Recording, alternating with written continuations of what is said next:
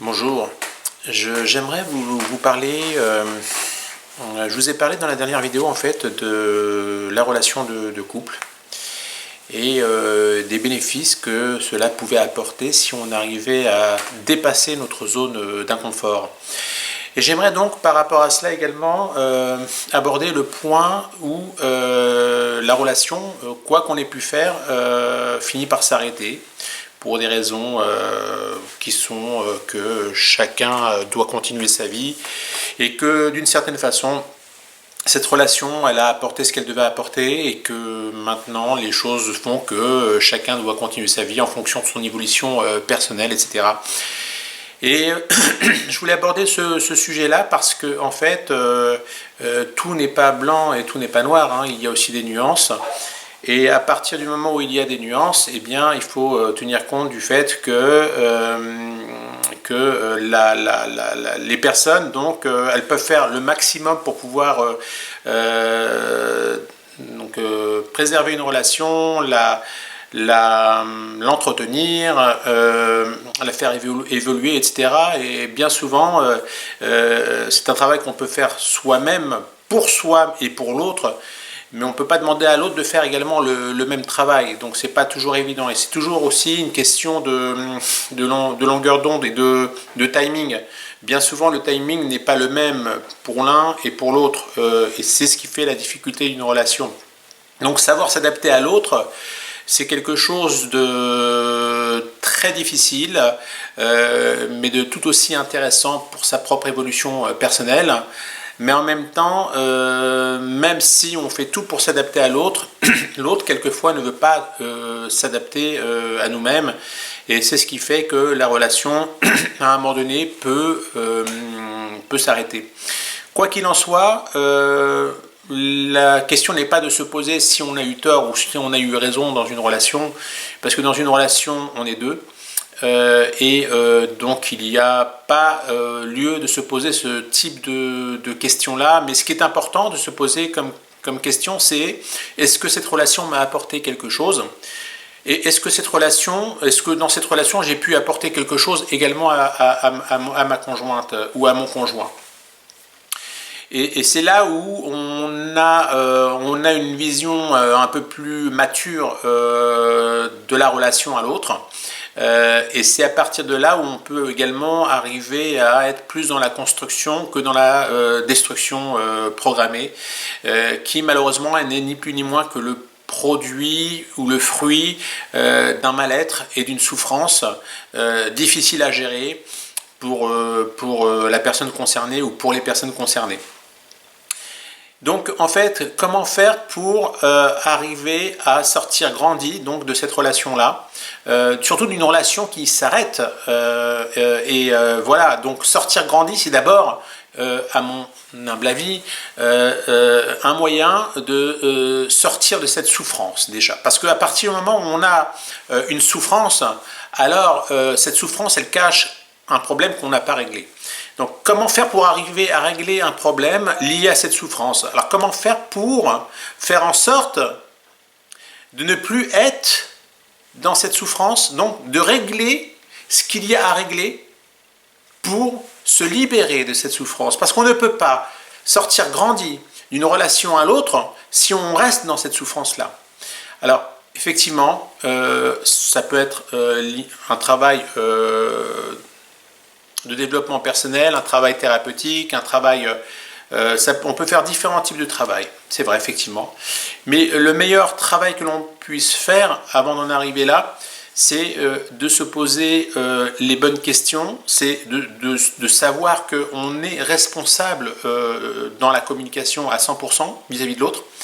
que si la communication ne passe pas très bien avec l'autre, c'est que quelque part, je n'ai pas su, moi, en tant que personne responsable, faire passer le message et dire à quel point l'autre personne était importante pour moi. Donc il faut savoir en assumer les responsabilités et les conséquences et ne pas dire ce qui est facile à faire et ce qui est facile à dire, c'est de la faute de l'autre. Si je n'ai pas réussi à faire ça, c'est parce que c'est de sa faute, c'est pas de ma faute. Moi, tout va bien, je suis parfait. Donc à partir du moment où j'ai compris que je suis responsable de toute communication, que je suis responsable de la communication avec l'autre, alors à ce moment-là, si ça ne se passe pas bien, c'est que je dois régler des choses pour pouvoir mieux communiquer avec l'autre. Et en réalité, c'est une règle qui est extraordinaire parce qu'elle va me permettre de grandir, elle va me permettre d'évoluer, elle va me permettre de développer des compétences, de développer des qualités dans la communication à l'autre qui vont être extraordinaires, qui vont dépasser mes propres limites, qui vont dépasser les limites de chacun de nous en réalité. C'est ça le cadeau que l'on peut avoir, surtout lorsqu'on prend conscience que le problème de communication ne vient pas forcément que de l'autre, mais vient en général, souvent, et je dirais même pratiquement tout le temps, de soi. Alors, même si tout laisse à penser que c'est de la faute de l'autre, il y a forcément une raison à tout et il n'y a pas de hasard. Si on a attiré une personne qui a un gros problème de communication, c'est parce que soi-même, ça vient nous revenir en reflet, par effet de miroir, on a quelque chose à régler aussi par rapport à ça. Donc ce que j'ai envie de dire, c'est que par rapport à cette relation difficile qui est amenée à s'arrêter, il est bon de prendre conscience du rôle que l'on a joué par rapport à ça, et surtout des changements que l'on a pu opérer par rapport à cette relation-là, des changements positifs, d'avoir su se remettre en question de manière positive et de pouvoir régler ses souffrances personnelles, se libérer de ses souffrances personnelles par rapport à ces questions que l'on peut se poser, par rapport à des bonnes remises en question, surtout en acceptant que tout n'est pas de la faute de l'autre, mais que c'est aussi un petit peu de notre faute. Et en même temps, le fait d'avoir accepté d'être dans cette zone d'inconfort, dans cette zone où on n'était pas... on n'avait pas l'impression de gérer quoi que ce soit par rapport à l'autre, d'avoir accepté cette situation-là malgré nous, peu importe, mais de l'avoir positivé, d'en avoir tiré les bons enseignements. Alors à ce moment-là, on a comme le sentiment du devoir accompli, comme le sentiment d'avoir fait ce qu'il fallait faire,